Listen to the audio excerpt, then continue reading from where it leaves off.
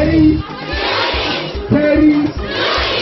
Terry Ignition. Tayo ang wala pa rin. Terry Ignition.